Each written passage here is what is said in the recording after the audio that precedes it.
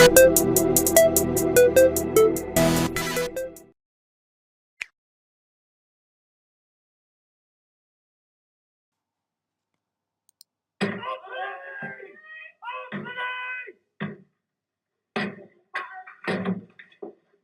walk towards me. Do it now. Walk slowly towards me. Keep walking. Keep walking. Keep walking. Turn around. Keep your hands up. I'm trying to remember how smart I was at 15 years old.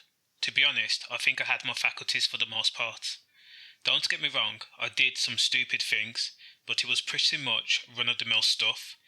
Staying out past curfew, going further than where I was allowed to go, or inviting people over when my mum had to work nights. One thing I didn't do was get behind a vehicle so a 19-year-old prick, or even though he is a prick, I should really call him an accomplice, so the accomplice could stick a pump-action shotgun out of the passenger side window and shoot dead a gang rival. Another question is, at 19 years old, or 15 years old, where the hell do you get your hands on a pump-action shotgun? That's some military-grade weapon. Unfortunately, the gunman and the 15-year-old driver cannot be named for legal reasons, despite the fact that they shouldn't be saved from ridicule and shame. But they have been convicted of the gangland murder, execution, the cold-blooded killing of Abdul Xasan in a drive-by shooting in Coventry on March 13th. Birmingham Crown Court heard how the victim was a member, or if not a certified member, then he was an associate of the RB7 gang, who were classed as the opposition of the C2 gang. The two murderers were part of the C2 gang and were on court-ordered ankle monitors at the time of the murder. So now let me explain something. The two killers from the C2 gang were on court-issued ankle monitors, which tracked the movement of each criminal, correct? So when they carried out their crimes, police had already had the evidence they needed on the signal black box at their residences. The police could literally pinpoint to the two criminals every single movement. It didn't matter that they burnt down the stolen VW Golf Type R in order to destroy forensic evidence because, as I said before, the police could put them at the scene of the crime. This rudimental beef was the classic post-Cold War that actually led to an 18-month wave of violence that saw serious crimes like shootings, stabbings, attempted murder, wounding and firearm discharges take place. In fact, in a 3-month period up to August 2019, police says that the RB7 and C2, which is short for CV2, were responsible for over 40 outbreaks of violence and other acts relating to ongoing disputes. To put that into figures, that means that violence took place on average every other day. Because the violence reach was so unprecedented, at one point, West Midland Police were forced to draft in more officers that were from the Specialist Organised Crime Unit into Coventry to help with stop searches.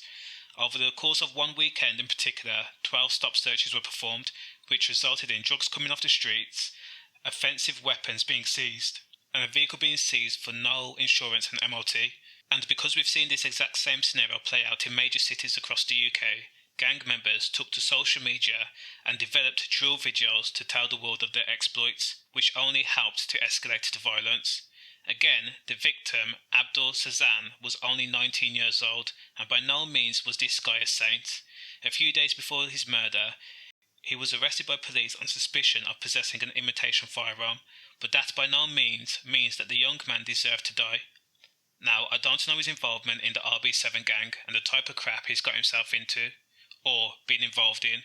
What I do know is preserving life, especially in this climate, is very important.